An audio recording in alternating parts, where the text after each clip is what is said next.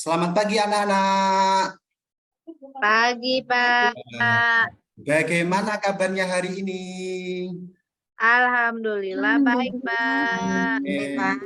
Bertemu lagi hari ini dengan Pak Sam.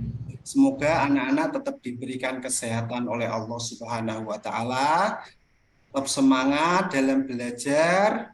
Jangan lupa sarapan atau makan terlebih dahulu. Assalamualaikum warahmatullahi wabarakatuh.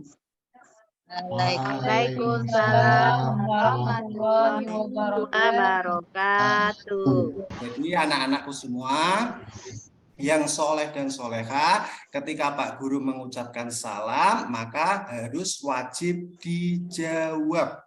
Karena mengucapkan salam itu sunnah ketika diucapkan, tapi menjawabnya hukumnya wajib.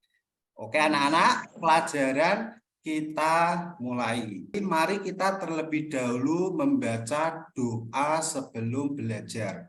Supaya apa anak-anak? Supaya kegiatan belajar kita dapat diberkahi dan diridhoi oleh Allah Subhanahu wa Ta'ala. Ilmu yang kita dapat cepat meresap dalam hati pikiran kita dan bisa diaplikasikan atau kita praktekkan dalam kehidupan sehari-hari.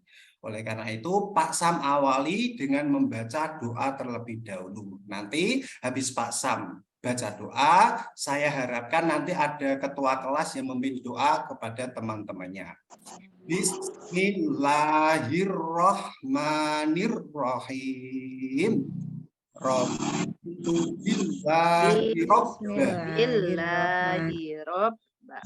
Wabil islamina wabi Muhammadin nabiyya wa rasulah rabbi zidni ilma warzuqni fahman.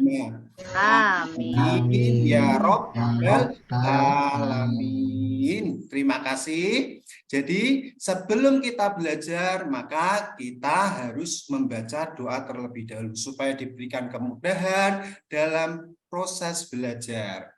Sebelum materi kita lanjutkan, capaian pembelajarannya, peserta didik mampu memahami ketentuan, tata cara, dan praktek sholat wajib 5 waktu. Tujuan pembelajarannya adalah mempelajari ketentuan dan tata cara sholat wajib 5 waktu, mempraktekkan sholat wajib 5 waktu. Kemudian alur tujuan pembelajarannya adalah peserta didik dapat mengetahui ketentuan tata cara sholat wajib 5 waktu.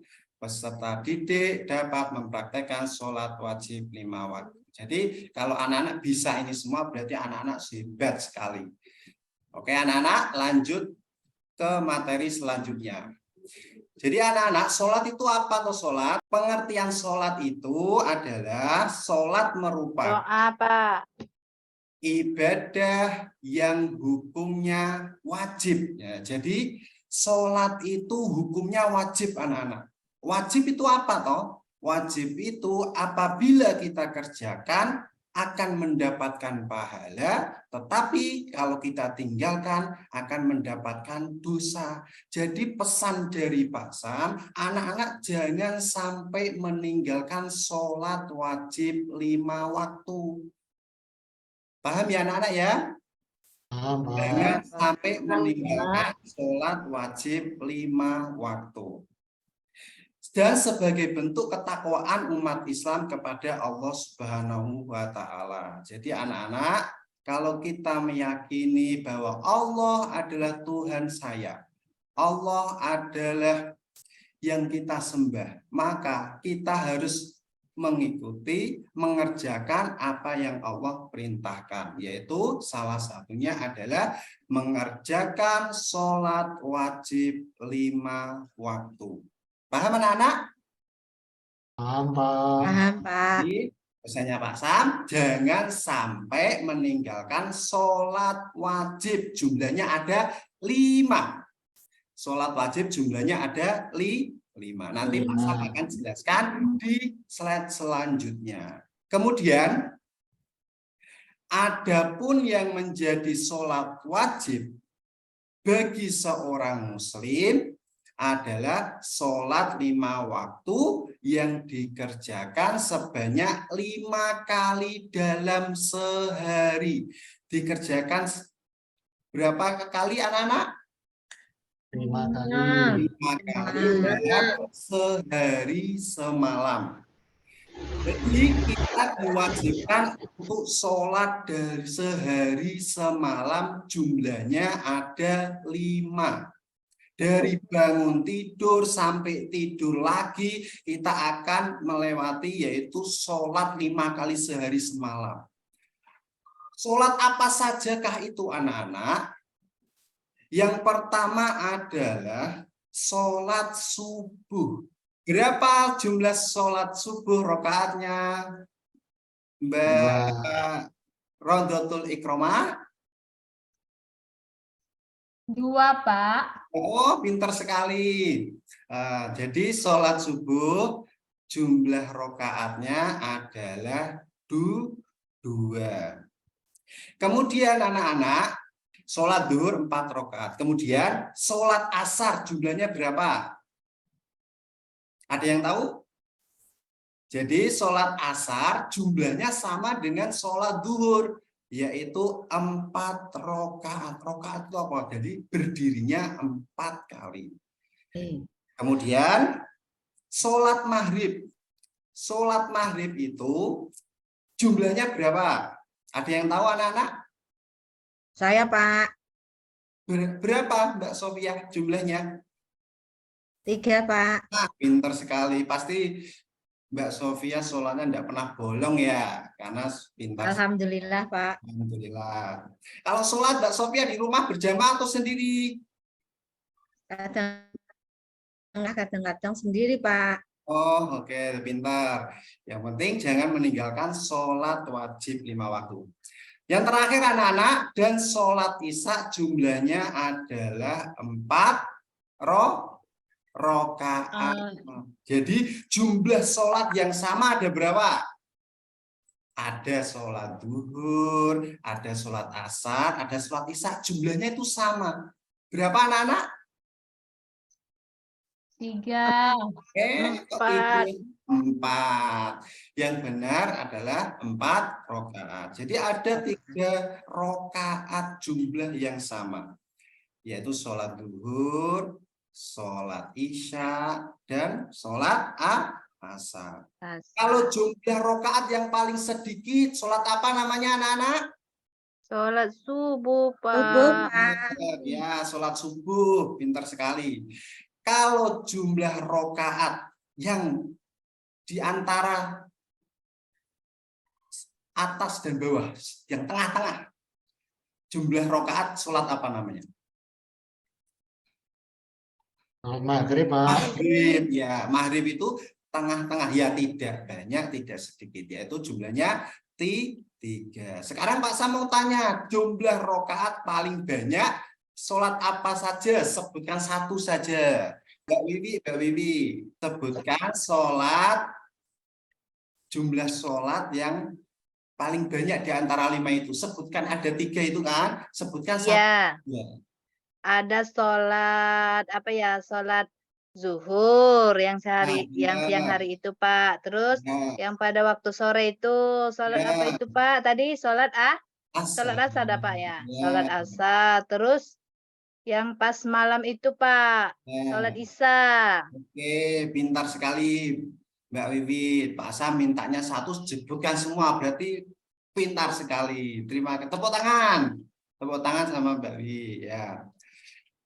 Sekarang Pak Sam mau tanya, sholat yang dikerjakan pagi-pagi, jadi kita bangun tidur, kita diwajibkan untuk sholat, itu namanya sholat apa ya? Terima kasih atas jawaban pertanyaan dari Pak Sam. Semoga anak-anak bisa memahami materi yang Pak Sam ajarkan pada hari ini. Sebelum materi Pak Sam lanjutkan, apakah ada anak-anak ada yang perlu ditanyakan kepada Pak Sam? Ada yang belum paham atau ada yang kurang paham? Siapa? Ayo, ada yang mau tanya enggak? Kalau tidak, Pak Sam lanjutkan ya. Saya Pak mau tanya. Iya, tanya apa? Kalau misalnya saya kan sering tadi ya Pak ya, bangunnya Iya. kan siangan. Nah, itu Hmm. gimana Pak sholat subuhnya kalau sudah 7? Sholatnya sholat subuh tapi bangun kesiangan. Gimana sholatnya? Gitu ya. Ya tetap mengerjakan sholat. Jangan sampai meninggalkan sholat. Meskipun kita kesiangan, kita tetap diwajibkan untuk mengerjakan sholat. Semisal, tadi ya Mbak Wiwi itu bangunnya jam 7. Jam 7 baru sholat subuh. Akhirnya apa? Telat semuanya. Sekolahnya juga telat. Subuhnya juga telat. Terus bagaimana? Tetap mengerjakan sholat subuh. Karena apa? Sholat subuh, sholat duhur, sholat asar, sholat maghrib, sholat isya, semuanya itu hukumnya wajib. Jadi tidak ada alasan apapun untuk meninggalkan sholat wajib. Entah itu kesiangan, ketiduran, tidur ya, bangun ya tetap mengerjakan sholat. Kalau udah terlewat sholat subuh, bangunnya asar, ya tetap sholat dengan diqodho. Oke, begitu ya anak-anak ya, paham? Apa? Oke. Kemudian anak-anak kita akan belajar tentang ketentuan sholat wajib.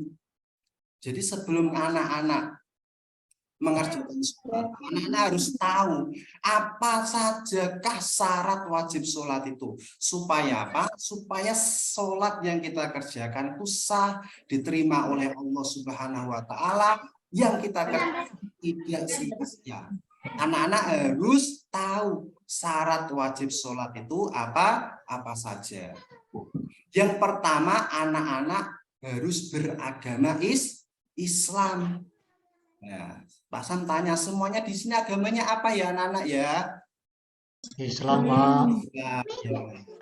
Jadi sudah masuk syaratnya. Jadi ketika anak-anak mengerjakan sholat wajib sehari semalam 5 kali tadi, sah karena sudah memenuhi syarat wajibnya, yaitu anak-anak beragama Islam. Yang kedua, balik. Balik itu artinya dewasa. Jadi kalau anak-anak sudah dewasa, cirinya dewasa apa anak-anak? Berakal, sehat. Jadi sudah bisa membedakan mana yang baik, mana yang buruk. Pak Sam mau tanya, syarat wajib sholat yang pertama itu apa tadi ya? Apa tadi? Agama Islam, Pak. Islam. Tanpa beragama Islam. Kalau semisal ada teman kalian di sekolahan tidak beragama Islam, tapi ikut sholat, sholatnya sah tidak ya? Tidak, Pak. Oh, tidak ya. Karena syarat wajib sholat yang pertama itu apa? Beragama Islam. Jadi kalau tidak beragama Islam ya tidak diwajibkan sholat. Terus yang kedua apa tadi anak-anak? Syarat wajib sholat itu. Ada yang tahu enggak? Ya, Pak. Ya, apa? Tidak tahu. Kali, Pak. Tadi ada. Oh, enggak tahu. Berarti tadi enggak mendengarkan ya? Ya, Pak Sam beritahu ya. Syarat Ulangi, Pak. Ya, Pak Sam ulangi. Syarat wajibnya sholat. Yang kedua adalah balik atau sudah dewasa, berakal sudah besar. Kalau anak-anak sudah besar, ciri-cirinya apa ya? Kalau perempuan sudah menstruasi atau keluar darah kotor itu. Yang anak laki-laki yaitu ketika tidur bermimpi atau keluar air begitu ya. Itu syarat wajib sholat ada dua beragama Islam sama balik atau sudah dewasa. Jadinya ya sudah berakal, sudah bisa membedakan mana yang baik dan mana yang buruk. Kemudian anak-anak syarat sahnya sholat supaya kita sholatnya sah diterima oleh Allah Harus tahu apa saja syaratnya sholat. Syarat sahnya sholat itu apa saja? Agar sholat kita dikerjakan sah, harus memenuhi syarat-syarat sebagai berikut. Yang pertama, suci dari hadas kecil dan hadas besar. Kalau hadas kecil itu apa saja ya, Nana? Ada yang tahu enggak? Hadas kecil. Kentut, Pak. Oh iya, kentut itu termasuk hadas kecil. Kalau hadas besar, hadas besar. Ada yang tahu enggak? Mandi, Pak, mandi. Oh iya, cara mensucikannya kalau hadas kecil dengan berwudu, kalau hadas besar dengan mandi. Jadi anak-anak kalau ingin mengerjakan sholat wajib 5 waktu tadi, tidak hanya sholat wajib juga, sholat sunnah juga sama. Tapi biar sah sholatnya, anak-anak harus perhatikan hal-hal seperti ini, yaitu harus suci dari hadas kecil dan hadas besar. Jangan sampai ketika kita sholat kita belum wudu, atau kita sudah wudu tapi kentut tadi seperti Mbak Sophia, Mbak Sophia tetap sholat. Sah atau tidak ya sholatnya itu ya? Tidak ya, karena Mbak Sophia punya hadas kecil, yaitu tadi meskipun sudah berwudu, mengerjakan sholat baru 2 langkah kentut. Kata Mbak Sophia, saya belum ada 5 menit, belum ada 5 menit, nggak usah wudu lagi, sholat aja lagi ya, langsung sholat saja. Tetap tidak sah sholatnya, meskipun masih 2 menit, masuk 3 menit, wudu baru kentut, enggak wudu lagi. Tetap harus mengulangi kembali supaya tidak memiliki hadas kecil. Yaitu. Kemudian anak-anak, biar sah sholat kita, yaitu suci badannya. Badan kita harus suci. Jangan sampai ketika kita sholat, ketika menghadap Allah Subhanahu wa Ta'ala, Tuhan kita, badan kita kotor. Habis dari sawah membantu orang tua, habis bercocok tanam membantu orang tua, badan kita terkena lumpur, kotor, langsung mengerjakan sholat. Maka sholat kita bisa tidak sah. Karena apa? Bisa jadi lumpur itu terkena ada banyak kotoran, seperti kotoran hewan yang main-main di sawah. Maka supaya biar sah sholat kita, badan kita harus suci, bersih. Jadi pesannya Pak Sam ya, ketika mau sholat, ya harus mandi terlebih dahulu, bersih-bersih badan terlebih dahulu. Itu. Kemudian pakaian kita, anak-anak, kalau kita mau sholat, menghadap Allah, pakaian kita juga harus bersih, harus suci. Jangan sampai ketika kita bertemu sama Allah, pakaiannya kotor. Dan tempat sholat harus bersih dari najis. Dipastikan terlebih dahulu juga ketika kita mau sujud, kita mau ruku, di depan kita itu ada kotorannya atau tidak, ada najisnya atau tidak. Jangan sampai kita sholat di sembarangan tempat. Cari tempat sholat ya di masjid, di musola, itu pastikan bersih. Jangan sampai ketika kita sholat dipastikan dulu ada najis atau enggak di tempat sholat kita. Kalau ada najisnya ya jangan sholat di situ, harus cari tempat yang lain. Paham ya anak-anak ya? Paham, Pak. Jadi syarat sah wajib sholat yang kedua itu tadi apa? Suci dari badan. Supaya suci badannya, anak-anak harus ngapain ya? Mandi, Pak. Oke, mandi, pintar. Kemudian pakaian kita, boleh enggak kita ketika kita sholat pakai pakaian kotor? Najisnya banyak, ada najis ayam, najis apa? Boleh enggak pakai itu kita sholat? Boleh, Pak. Yang penting wangi. Kok boleh yang penting wangi? Nanti kasihan kalau sholat pakai pakaian kotor, najis. Sampingnya itu kasihan kalau kalian berjamaah di musola atau di masjid. Supaya tidak mengganggu teman, tidak mengganggu samping ketika kita sholat berjamaah di masjid atau musola, pastikan dulu pakaian kita bersih, jangan sampai ada kotoran yang menempel. Karena apa? Nanti bisa menyebabkan sholat kita tidak sah. Kemudian dipastikan lagi tempat dari sholat kita harus bersih, tidak ada najisnya. Yang ketiga, anak-anak, syarat sah wajib sholat yang ketiga yaitu menutup aurat dengan pakaian yang suci. Ya, itu tadi harus suci. Jangan sampai pakaian kita yang untuk kita gunakan untuk sholat kotor atau ada najisnya. Kemudian yang D, mengetahui masuknya waktu sholat. Jadi jangan sampai kita tidak tahu. Kita mau sholat asar, waktunya jam berapa ya? Jam 3, delala kita sholatnya jam 2. Sah atau tidak ya sholatnya kalau begitu? Ada yang tahu nggak anak-anak? Kalau kita sholat asar, jam waktu sholat asar itu jam 3. Tetapi kita sholatnya jam 2. Sholatnya sah atau tidak ya? Tidak, Pak. Ya, karena apa? Belum memasuki waktu sholat. Jadi kalau kita ingin sholat, ya harus tahu waktu-waktu sholat tadi. Tadi kan ada 5 sholat yang wajib kita kerjakan sehari semalam. Ada sholat subuh, sholat duhur, sholat asar, sholat maghrib, dan sholat isya. Dan kalian anak-anak harus tahu kapan toh waktunya sholat subuh itu jam berapa toh gitu.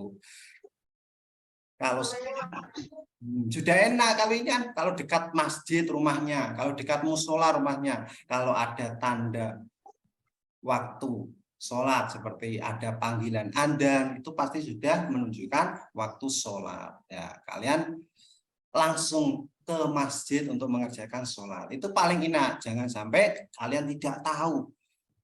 Adalah sholat sendiri di rumah. Padahal mau sholat maghrib. Tapi kerjakannya jam 3. Kebalik. Padahal jam 3 itu bukan sholat maghrib, tapi sholat asar. Kemudian anak-anak syarat sah sholatnya. Salah sah sholat yang keempat adalah mengetahui masuknya waktu sholat tadi itu sudah. Yang terakhir menghadap ke arah kiblat. Jadi kalau kita sholat, biar sah sholat kita harus menghadap ke arah kiblat. Kiblat itu mana toh? Kalau diurut-urut itu sampai mana ya? Ada yang tahu enggak? Ada yang tahu anak-anak kalau kiblat? Kita kenapa kok sholat harus menghadap kiblat? Kiblat itu menghadap kemana ya? Kalau diurut-urut sampainya ujungnya itu sampai mana ya? Kenapa kok kita harus Pak. Oh, Ka'bah. Menghadap Ka'bah, pintar. Jadi anak-anak, ada 5 syarat sah sholat apabila kita ingin mengerjakan sholat supaya sholat kita sah, supaya sholat kita diterima harus memenuhi syarat-syarat terlebih dahulu. Jangan sampai kita sholat dalam keadaan berhadas kecil atau besar. Jadi sia-sia sholat kita, pasti tidak akan diterima. Kemudian anak-anak, rukun sholat. Jadi tadi kita sudah belajar syarat sah sholat, kemudian kita belajar rukun sholat. Apa itu rukun? Rukun adalah sesuatu yang harus dilakukan, jika tidak dilakukan, ibadahnya tidak sah. Jadi rukun itu harus dilakukan. Apabila tidak melakukan rukun ini, maka sholat kita, ibadah kita tidak sah atau tidak diterima oleh Allah Subhanahu wa Ta'ala. Jadi rukun itu anak-anak wajib kita lakukan atau kita kerjakan. Apabila kita ingin mengerjakan sholat, harus yang pertama membaca niat. Apa anak-anak? Membaca niat. Ya. Karena anak-anak harus tahu bahwasanya anak-anak itu sholat duhur, niatnya seperti apa ya? Jangan sampai kebalik-balik. Nanti sholat duhur, yang dikerjakan sholat asar. Nanti sholat maghrib, yang dikerjakan sholat subuh. Tidak boleh seperti itu. Karena niat itu harus atau wajib kita kerjakan. Ketika kita sholat tidak mengerjakan atau tidak membaca niat, maka sholat kita tidak akan sah. Karena rukun tadi Pak Sam sudah jelaskan bahwasanya sesuatu yang harus dilakukan. Kalau tidak dilakukan, sholat kita tidak sah. Pak Sam ulangi lagi. Yang pertama rukun sholat apa anak-anak? Apa ya, Pak? Apa ya? Lupa ya? Yang Lupa ya, pertama Pak. adalah niat. Oh, niat. Jadi kalau kita mau sholat duhur, kita harus membaca niat terlebih dahulu. Pak Sam, coba lafalkan niat sholat duhur. Pak Sam dulu ya, nanti anak-anak coba. Pak Sam mau tahu. Bismillahirrahmanirrahim. Usolli fardol duhri arba'a roka'atim mustaqbilal kiblati ada'am makmumal nillahi ta'ala. Itu ketika niat sholat menjadi makmum. Kita mau berjamaah, kita niat sholat menjadi makmum. Maka akhirannya makmuman lillahi ta'ala. Kalau niat jadi imam seperti apa? Pak Sam coba ya. Usolli, dengarkan anak-anak. Nanti Pak Sam coba salah satu murid dari Pak Sam untuk melafalkan salah satu niat. Kalau menjadi imam, sholli fardol duhri arba'a roka'a tim mustaqbilal kiblati ada'a imamal lillahi ta'ala. Kalau sholat sendiri ya ada al lillahi ta'ala. Begitu. Ada yang bisa anak-anak melafalkan niat sholat duhur. Entah itu sholat sendiri, sholat menjadi imam, atau sholat menjadi makmum. Salah satu saja. Ada yang bisa anak-anak? Kalau bisa, Pak Sam pengen dengar. Ayo. Belum hafal, Pak. Oh, belum bisa ya. Ya udah, enggak apa-apa. Nanti ketika pelajaran selanjutnya nanti kita belajar dengan sungguh-sungguh untuk menghafalkan bacaan niat sholat. Kemudian rukun sholat yang kedua adalah berdiri bagi yang mampu. Artinya apa? Ketika kita mampu berdiri, maka sholat kita harus berdiri. Pak tanya, tetangga saya itu tidak bisa berdiri, bagaimana sholatnya ya? Maka Islam tidak membebani, yaitu bisa dengan duduk. Ada yang tidak bisa duduk Pak, dia berbaring, hanya bisa tiduran ya. Sholat dengan berbaring. Atau nanti sholat dengan miring terlebih dahulu. Gitu ya anak-anak ya. Jadi kalau anak-anak masih sehat, masih kuat, maka sholatnya harus berdiri. Kemudian anak-anak, rukun sholat yang ketiga adalah takbiratul ihram. Apa itu takbiratul ihram? Yaitu mengangkat kedua tangan sambil mengucapkan takbir. Allahu Akbar. Ya. Lafal takbiratul ihram yaitu Allahu Akbar sambil mengangkat kedua tangan.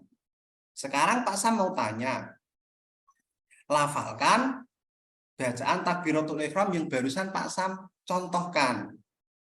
Pak Mas Yogi, ayo. Bisa enggak?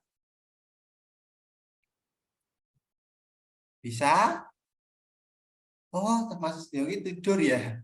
Temannya bisa mungkin suaranya Pak Sam terlalu lembut, jadi melo-melo enggak. Jadinya tidur ya. Ya, semangat ya. Kemudian ya, Pak Sam lanjutkan saja. Yang keempat atau D. Biar sholat kita sah, maka harus mengerjakan yang 4 ini. Membaca surat Al-Fatihah. Jadi surat Al-Fatihah itu anak-anak adalah termasuk dari rukun sholat. Ketika kita sholat tidak membaca surat Al-Fatihah, maka akan tidak sah sholat kita. Artinya apa? Meninggalkan rukun sholat. Jadi jangan sampai ditinggalkan. Jadi ketika kita sholat, jangan lupa membaca surat Al-Fatihah. Bagaimana surat Al-Fatihah itu? Bacaannya Pak Sam praktekkan terlebih dahulu. A'udzubillahi minasyaitonirrajim. Bismillahirrahmanirrahim. Alhamdulillahi rabbil alamin. Ar-Rahmanir-Rahim. Maliki yaumiddin. Iyyaka na'budu wa iyyaka nasta'in. Ihdinas siratal mustaqim. Siratal ladzina an'amta 'alaihim ghairil maghdubi 'alaihim waladdallin.